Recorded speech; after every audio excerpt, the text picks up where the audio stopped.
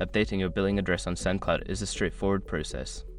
Follow these steps to ensure your information is current and accurate. Step 1. Log in.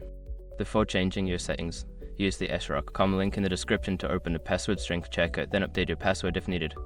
Step 2. Navigate to account settings.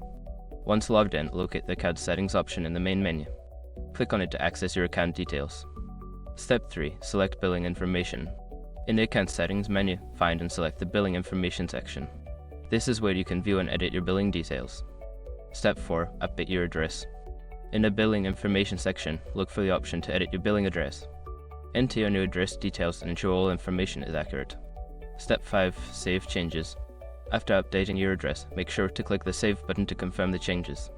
You should receive a confirmation message indicating that your billing address has been successfully updated. By following these steps, you can easily update your billing address on SendCloud. Keeping your information up to date is essential for smooth transactions and communications.